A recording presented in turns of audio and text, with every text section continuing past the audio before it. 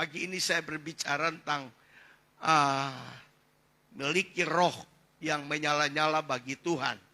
On fire. Mari kita buka firman Tuhan. Lukas 24 ayat 30 sampai dengan ayat yang ke-35. Lukas 24 ayat 30 berkata begini. Waktu ia duduk makan dengan mereka, Yesus, ia mengambil roti, mengucap berkat, lalu memecah-mecahkannya dan memberikannya kepada mereka. Ketika itu terbukalah mata mereka dan mereka pun mengenal dia, ya Yesus, tetapi ia lenyap dari tengah-tengah mereka. Kata mereka seorang kepada yang lain, bukankah hati kita berkobar-kobar ketika ia berbicara dengan kita di tengah jalan dan ketika ia menerangkan kitab suci kepada kita? Lalu bangunlah mereka dan terus kembali ke Yerusalem. Di situ mereka mendapati 11 murid itu. Mereka sedang berkumpul bersama-sama dengan teman-teman mereka. Kata mereka itu, sesungguhnya Tuhan telah bangkit dan telah menampakkan diri kepada Simon. Ayat 35. Lalu kedua orang itu pun menceritakan apa yang terjadi di tengah jalan dan bagaimana mereka mengenal dia pada waktu ia memecah-mecahkan roti. Nah, Bapak Ibu saudara-saudara sekalian, Alkitab yang kita baca sangat-sangat menarik kita untuk melihat bagaimana hati murid-murid itu menjadi berkobar-kobar. Mereka sangat on fire, memiliki spirit yang menyala-nyala. Pada waktu Yesus bangkit dari kematian, Yesus menampakkan diri kepada murid-murid, termasuk 2 orang yang berjalan ke Emmaus, Kleopas dan temannya. Tetapi mereka juga berjumpa dengan Yesus ketika Yesus datang menghampiri mereka. Jadi di dalam Roma 12 ayat yang ke-11 dikatakan bahwa Tuhan ingin agar setiap orang percaya memiliki roh yang menyala-nyala. Nah, kapan kita bisa memiliki roh yang menyala-nyala? Kapan kita bisa memiliki spirit on fire dalam hidup kita?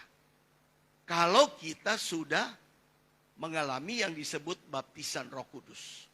Akibat daripada dibaptis dengan Roh Kudus, maka kita mengalami kepenuhan Roh Kudus. Ciri orang yang dipenuhi dengan kuasa Roh Kudus, dia punya power, dia punya kuasa di dalam hidupnya. Kuasa untuk beribadah, kuasa untuk berdoa, kuasa untuk menyembah Tuhan, kuasa untuk melayani Tuhan. Kalau apa? Kalau kita punya spirit on fire. Itu sebabnya dalam 10 malam saya mengajar tentang Roh Kudus. Mulai dari perjanjian baru, perjanjian lama, sampai orang dipenuhi dengan Roh Kudus itu caranya bagaimana. Nah, saya sangat percaya dan yakin kalau kita semua adalah orang-orang yang sudah mengalami kepenuhan Roh Kudus dalam hidup kita. Maka kita selalu on fire. Kita selalu punya hati yang begitu cinta Tuhan, mengasihi Tuhan, melayani Tuhan, ya. Kita tidak buang waktu sedikit pun, kesempatan sedikit pun untuk tidak melayani Tuhan. Kita melayani Tuhan dengan sungguh-sungguh, dengan segenap hati kita. Karena Tuhan begitu baik dalam diri kita. Jadi dalam Roma 12 ayat 11 ini ayatnya. Janganlah hendaknya kerajinanmu kendor. Biarlah rohmu menyala-nyala dan layanilah Tuhan. Nah, yang pertama yang kita perlu lihat di sini adalah roh yang menyala-nyala itu harus ada dalam diri kita. Jangan suam-suam, saudara-saudara. Jadi gereja Tuhan seharusnya itu bukan berbicara gedung, bukan saudara-saudara. Gereja Tuhan itu berbicara orangnya, saudara dan saya. Jadi orangnya saudara dan saya yang percaya kepada Tuhan, jangan sampai kita punya roh yang suam-suam. Tuhan tidak suka orang yang punya rohnya suam-suam. Suam-suam artinya apa? Panas tidak, dingin juga tidak. Suam-suam saja. Orang lain up, dia down. Tapi Tuhan mau kita semua up. Kita semua ini ada di atas, ya. Kita bangkit. Kita betul-betul punya roh yang berapi-api. Roh yang menyala-nyala untuk melayani Tuhan. Roh kita jangan suam-suam. Nah, Tuhan pernah menegur kepada jemaat di Laodikia. Mari kita baca. Wahyu 3 ayat 15 sampai 16. Biarlah ini juga menjadi bagian dalam hidup kita. Kita renungkan, kita refleksikan firman Tuhan ini dalam hidup kita dan hati kita. Wahyu 3 ayat 15-16. Aku tahu segala pekerjaanmu. Jadi hari ini Tuhan juga bilang, saya tahu kamu semua punya pekerjaan. Pekerjaan di rumah, pekerjaan di gereja, melayani, aku tahu semuanya. Engkau tidak dingin dan tidak panas. Alangkah baiknya jika engkau dingin atau panas. Jadi Tuhan kasih kita pilihan. Mau dingin ya dingin. Mau panas ya panas. Jangan suam-suam. Tuhan tidak suka orang yang suam-suam. Dan apa ayatnya selanjutnya? Jadi karena engkau suam-suam kuku. Suam-suam kuku. Dan tidak dingin atau panas. Aku akan memuntahkan engkau dari mulutku. Wah, saudara-saudara, jemaat di Laodikia kelihatan mereka melayani oke, semangat oke, beribadah oke, ya mungkin datang karena terpaksa. Tetapi saudara-saudara, Tuhan menegur mereka dengan jelas.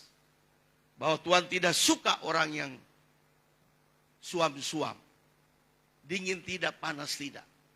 Tapi Tuhan mau orang yang punya spirit on fire. Roh yang menyala-nyala. Itu sebabnya kalau kita punya roh yang menyala-nyala, kita pasti bisa mengobarkan api Roh Kudus yang ada dalam diri kita kepada orang lain. Sehingga dengan api Roh Kudus yang ada dalam diri kita, orang lain bisa berubah. Orang lain bisa percaya kepada Tuhan. Dan itu menjadi kerinduan gereja. Kerinduan kita orang-orang yang percaya kepada Tuhan. Jangan sampai Tuhan memuntahkan kita karena kesuaman rohani kita.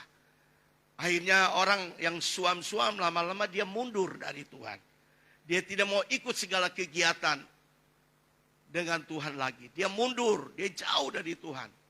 Tuhan tidak mau kita mundur jauh. Tuhan mau kita melangkah maju di dalam Tuhan. Yang percaya katakan amin. Jangan lihat gereja, ya saudara-saudara. Kalau saudara lihat gereja, saudara mungkin bisa kecewa. Tapi lihat Tuhan.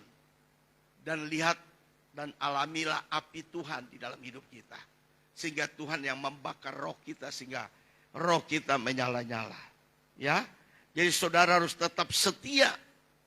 Dan orang yang setia, kalau dia punya roh yang menyala-nyala dengan Tuhan. Yang kedua, kita lihat, jangan padam roh. Ya. Yang kedua, jangan padam roh. Mari kita lihat ayat ini. Imamat 6 ayat 12-13. Ya. Api yang di atas mesbah itu harus dijaga supaya terus menyala. Mesbah itu bicara bukan mesbah bakaran pada zaman perjanjian lama saja. Mesbah itu bicara tentang hidup kita, hati kita. Ini adalah mesbah bagi Tuhan. Api yang di atas mesbah itu harus dijaga supaya terus menyala. Artinya kita menjaga hati kita untuk selalu menyala-nyala bagi Tuhan. Saya seringkali berkata hatimu harus berkobar-kobar dan rohmu harus menyala-nyala bagi Tuhan. Jangan biarkan padam, ya. Lampu kalau padam mati, kegelapan akan kita lihat. Jadi saudara-saudara, jangan hatimu padam, rohmu padam. Tiap-tiap pagi imam harus menaruh kayu di atas mezbah, mengatur korban bakaran di atasnya, dan membakar segala lemak korban keselamatan di sana. Jadi pada waktu perjanjian lama, imam-imam mempersembahkan korban bakaran itu, yang dibakar apa? Lemaknya. Ketika lemak itu dibakar, api tambah besar, menyala. Ya, asap makin banyak. Saudara-saudara, roh kita juga begitu. Harus dibakar setiap saat. Dengan apa? Dengan keintiman kita dengan Tuhan. Dengan kedekatan kita dengan Tuhan. Dengan hubungan kita dengan Tuhan bagaimana? Kalau hubungan kita, membangun mesbah kita dengan Tuhan itu baik, maka saya sangat yakin roh kita pasti menyala-nyala. Siapapun pendeta yang berkhotbah di tempat ini, api kita tetap sama. Yang percaya, katakan amin. Amin. Bilang amin. Ya, jadi kita tidak boleh padam roh. Tapi roh kita harus menyala-nyala. Rohani kita tidak boleh padam. Rohani kita harus makin meningkat, makin maju dengan Tuhan. Karena ini hubungan penting sekali. Kita sebagai keluarga besar Tuhan, anak-anak Tuhan, terus menjaga keintiman kita dengan Tuhan. Ayat yang ke-13 dikatakan begini. Harus dijaga supaya api tetap menyala di atas mezbah. Janganlah biarkan padam. Jadi kalau api itu sudah mau padam, imam-imam cepat lagi. Mereka menyalakan api itu lagi. Demikian juga dengan roh kita. Kadang-kadang udah hampir padam, mau mati. Tapi yang membangkitkan diri kita adalah kita sendiri.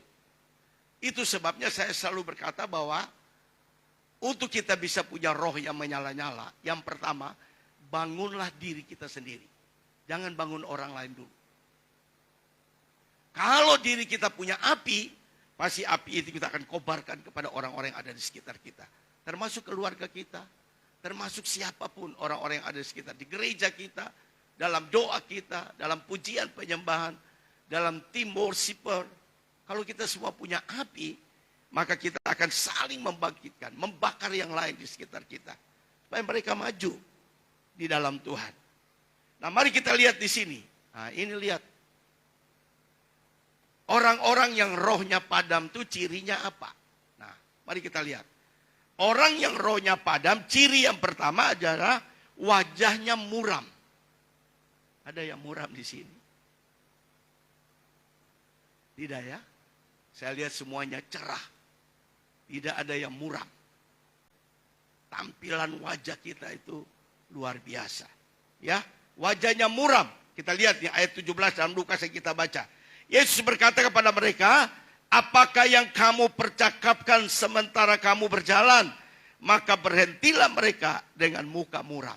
Ini Tuhan sedang menegur dua orang yang berjalan ke Emmaus itu. Mereka sedang berbicara tentang Yesus. Yesus sudah mati dan wah guru kita udah mati. Tidak mungkin dia bangkit. Padahal dia nggak tahu bahwa Yesus sudah bangkit pada hari yang ketiga. Mereka sedang berjalan bercakap-cakap tentang Yesus. Mereka sedih, muka muram, kecewa. Pasti itu ada dalam hidup mereka. Wajahnya muram. Saya berdoa supaya setiap kali ada kesempatan untuk kita melayani Tuhan, harus antusias, semangat. Jangan muram. Jaga hati kita baik-baik. Ya, kalau ada kesempatan untuk melayani Tuhan, melayani. Masalah memang pasti ada, tantangan pasti ada, kesusahan pasti ada. Tapi itu sedikit pun tidak boleh menghalangi kita untuk saya harus melayani dan memberikan yang terbaik bagi Tuhan. Selesai melayani baru kita urus masalah lain. Tuhan juga tahulah. Masa Tuhan nggak tahu? Tuhan pasti tahu juga. Dan Tuhan itu maha mengampuni kita. Layani dulu. Ya, jadi saya mau katakan jangan wajahmu muram. Ya, semua harus ceria. Seperti Hendy. Ceria terus. Dia kalau selfie sendiri itu ceria. Fotonya bagus-bagus saya lihat. Semangat. Saya omong apa adanya. Betul. Wajahnya harus ceria. Jangan muram. Melayani Tuhan di depan juga jangan pasang muka papaya bangkok. Cemberut. Rasanya beban ini berat. Saya mau katakan melayani itu satu kehormatan. Bukan beban kita. Amin. Jadi tugas apa yang Tuhan percayakan kepada kita, mari kita lakukan dengan baik untuk Tuhan. Jadi orang yang rohnya padam itu wajahnya muram. Saya tidak mau lihat minggu depan datang lagi wajahnya muram. Kalau ada wajah muram, ya tanggung jawab dengan Tuhan lah. Amin. Yang kedua, ucapannya pesimis. Nah, ini saya mau katakan kepada saudara.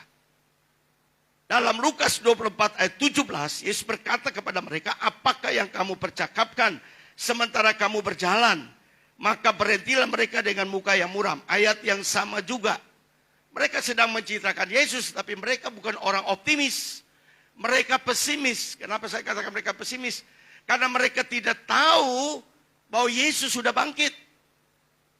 Mereka bilang, guru udah pergi, tinggalkan kami. Tetapi saudara-saudara, pembicaraan mereka pesimis, rasanya minder, rasanya rendah diri, karena tidak ada guru lagi yang mendampingi mereka, Yesus. Mereka sangat pesimis. Berapa banyak kita yang suka pesimis? Banyak, saudara. Datang di gereja, dia bilang begini, itu orang pesimis tuh. Pak Deddy nggak ada sih. Itu orang pesimis. Jangan pesimis kalau Bapak Deddy nggak ada. Kan ada Om Henry. Ada Om Billy. Ada juga Debbie. Mereka orang-orang hebat loh. Gereja kita ini punya orang-orang muda yang hebat. Yang percaya, katakan amin. Pemimpin pujiannya hebat-hebat semua. Saya kemarin nontonnya pujian kita di Hope. Ada yang sampai 1.000 orang nonton loh. Ada yang 500, terakhir yang 500 itu Yesli yang mimpin, 508 kali itu. Yang nyanyi lagu itu saya juga gemetaran. Dia ada nyanyi lagu yang kedua itu apa tuh? Engkau mendengar seruan hati. Itu saya nangis waktu saya lagi mau dioperasi bypass. Nangis terus, mau masuk kamar operasi saya nangis. Saya bilang, Tuhan, Engkau dengar seruan hati hamba-Mu ini. Aku masih mau dipakai Tuhan, aku mau hidup Tuhan. Aku tidak mau mati. Waktu dokter vonis saya, hidup saya tinggal 20% saja. Aku mau hidup. Saya nyanyi lagu itu tuh. Dan saya sangat suka lagu itu. Sangat suka. Saya bilang sama Ibu Lucy, wah, Yesli kok bisa ambil lagu ini? Udah lama sekali tuh. Tidak dinyanyikan. Sering nyanyi lagu itu ya. Kalau Bapak di ulang tahun lu nyanyi. Haleluya. Engkau mendengar seruan hatiku. Wah, itu orang yang tidak pesimis. Amin. Dokter bilang sudah mau mati tapi nggak pesimis, optimis. Karena ada harapan, ada Tuhan yang sanggup menolong kita. Ya, murid-murid mereka pesimis, tapi ketika mereka bertemu dengan Tuhan, mereka diubahkan oleh Tuhan. Bukan pesimis, tapi optimis. Jangan bilang begini, gereja kita nggak tambah-tambah jiwa. Itu orang pesimis. Jangan omong. Kita sedang doa, satu saat tempat ini akan penuh dengan jiwa-jiwa yang haus dan lapar akan Tuhan. Asal kita punya spirit yang sama, yaitu spirit on fire. Tuhan tidak melihat ribuan orang di sini. Tuhan melihat 2-3 orang yang hatinya tulus, setia melayani. Di situ Tuhan menghargai kita, pengorbanan kita, dan Tuhan sendiri akan menarik banyak jiwa datang ke sini. Kalau kita lakukan itu sungguh-sungguh, pasti Tuhan akan memberkati kita. Tuhan akan bless kita. Tugas kita doa-doa. Tugas kita puasa-puasa. Tugas kita melayanilah. Ya. Dan saya rasa ini ada 5.000 orang di sini. Amin. Amin. Jadi tidak boleh putus asa, pesimis. Khotbah juga jangan lihat mesti orang penuh dulu. 2-3 orang juga khotbah seperti orang 5.000 orang yang ada. Karena kita punya roh yang menyala-nyala. Yang percaya, katakan amin. Yang ketiga adalah kehilangan pengharapan. Ya betul, jelas. Lukas 24 ayat 21, padahal kami dahulu mengharapkan, mereka bilang murid-murid, bahwa dialah yang akan datang untuk membebaskan bangsa Israel. Tapi sementara itu telah lewat 3 hari sejak semuanya itu terjadi. Wah, mereka mengeluh, mereka harap Yesus datang membebaskan bangsa Israel.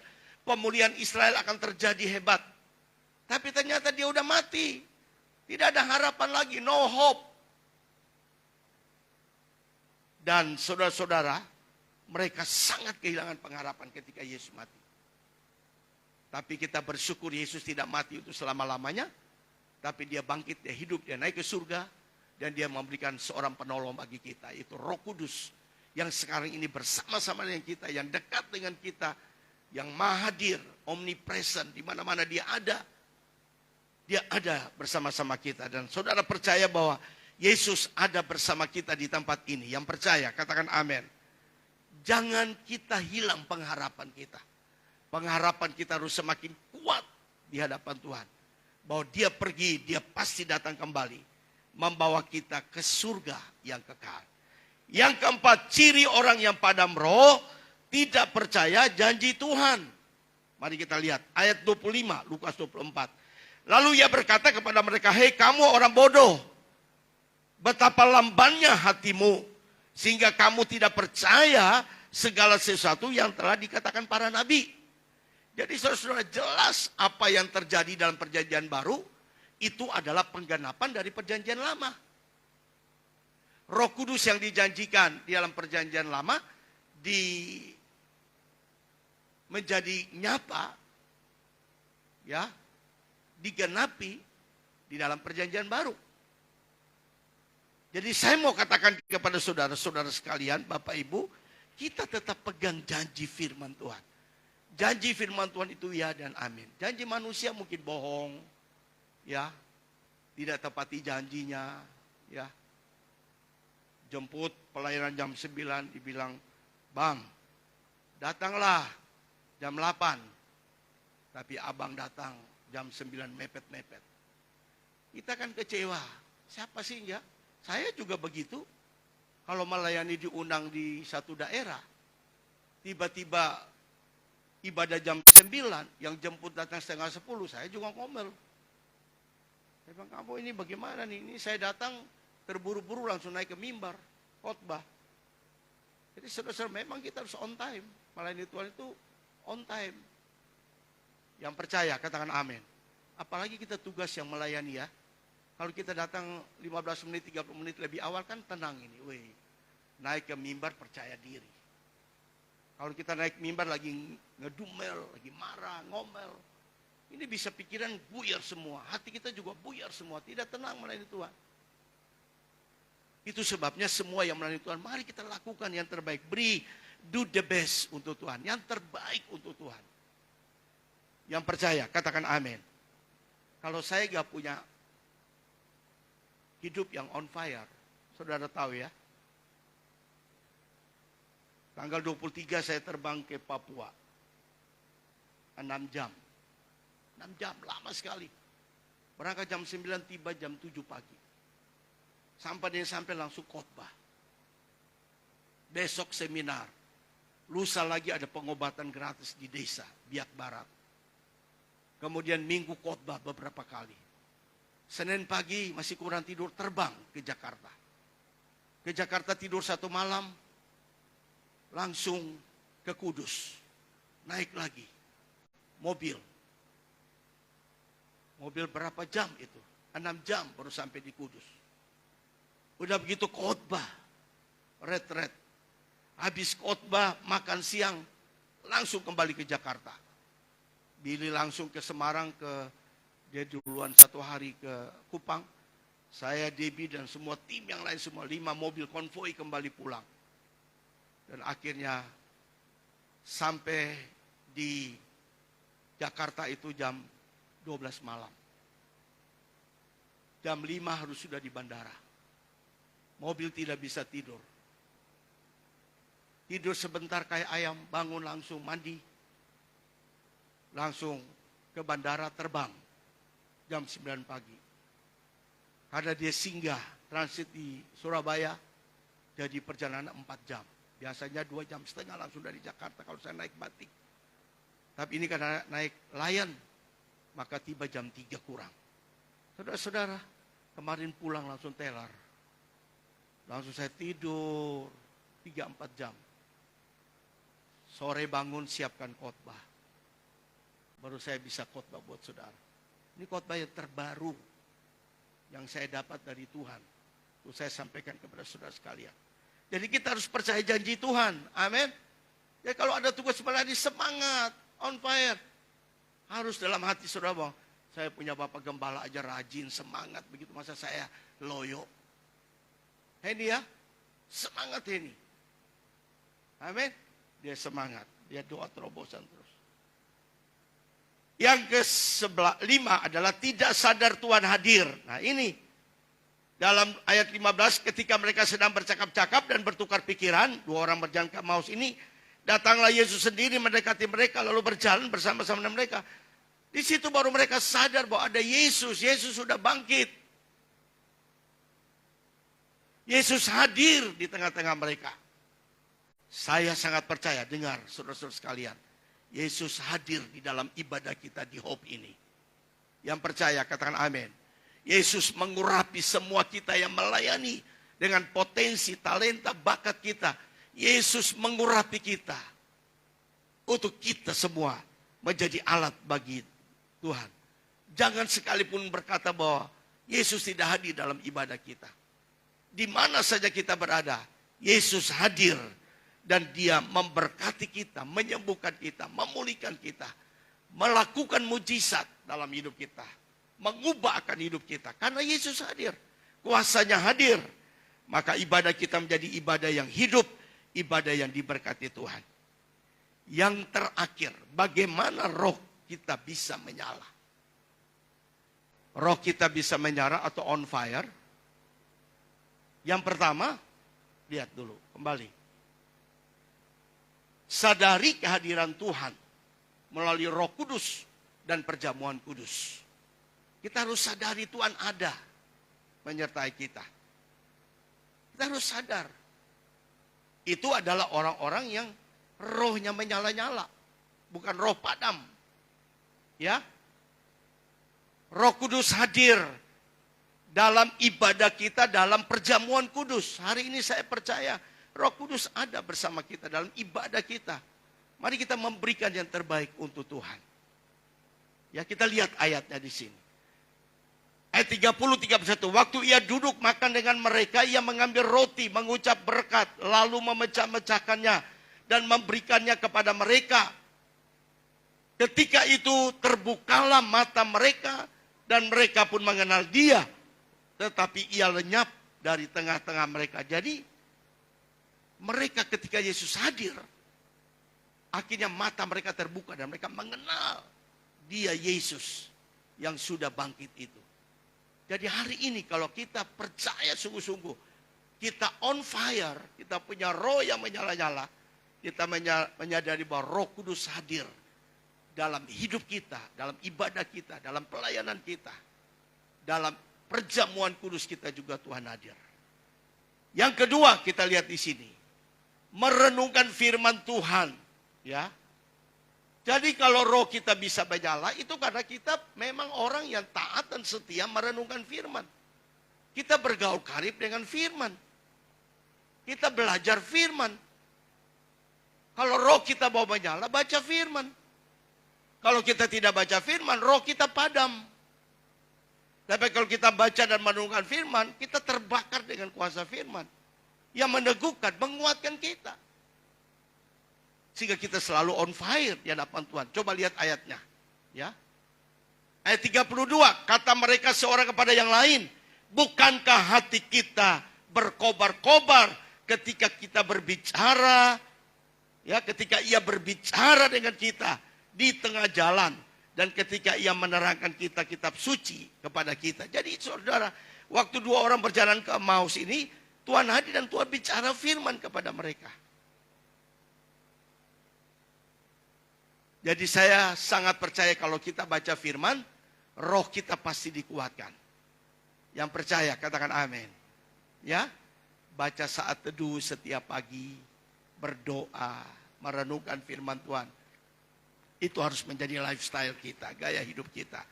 Supaya roh kita tetap on fire. Yang ketiga, kita lihat sini, yang ketiga.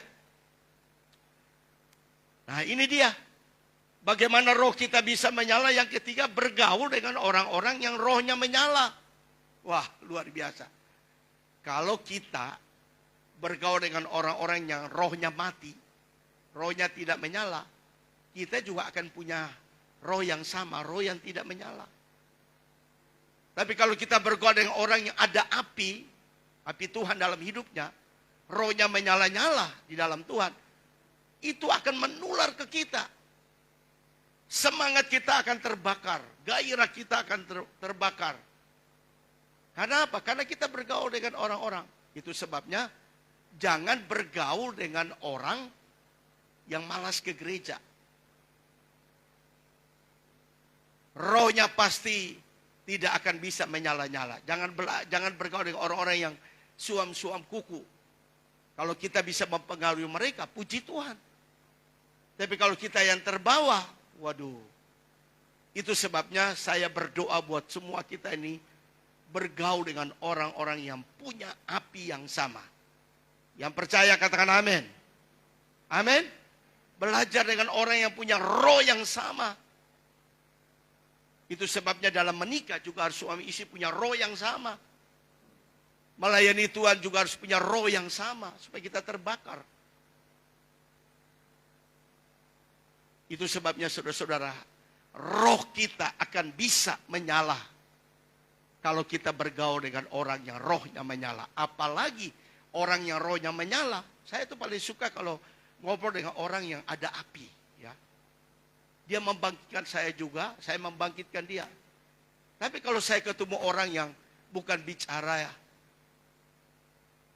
firman Tuhan, bicara yang lain, saya oke, jawab, tapi saya tidak terlalu ini juga, saudara. Tapi kalau kita semangat sama-sama, maka kita akan menjadi orang yang on fire. Yang percaya katakan amin.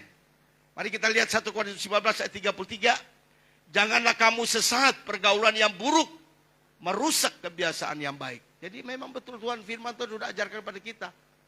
Pergaulan yang salah merusak diri kita sendiri. Membawa kita ke lembah yang bisa menjatuhkan kita di dalam dosa dengan Tuhan. Jadi kalau kita bergaul dengan orang yang, jangan bergaul dengan orang yang suka merokok, kita jadi merokok. Bergaul dengan orang yang suka minum-minum keras, kita jadi peminum keras. Bergaul dengan orang yang suka main perempuan, kita juga akan lama-lama main perempuan juga. Bergaul dengan orang-orang seiman, pasti iman kita pasti bertumbuh di dalam Tuhan. Tapi kalau kita bergaul dengan orang yang Tuhan kasih kesempatan dengan kita juga, ternyata dia orang berdosa, tapi ketika ketemu kita bisa membawa dia dan menginjili dia, memenangkan jiwanya, itu luar biasa juga. Tapi jangan sampai kita yang terbawa. Kita harus punya prinsip yang kuat. Ya, kita harus punya prinsip yang kuat. Kemudian kita lihat di sini. Yang keempat, yang terakhir adalah mengobarkan api orang lain. Ya, mengorbankan api kepada orang lain.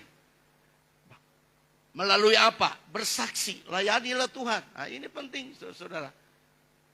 Karena Roh Kudus sudah dalam diri kita, kita on fire, maka kita harus menyampaikan kabar baik kepada orang lain. Kita harus menyampaikan kesaksian hidup kita kepada orang lain. Kita harus memberitakan Injil, tidak boleh diam. Kita harus memberitakan Injil kepada orang lain. Keluarga kita dulu, selamatkan.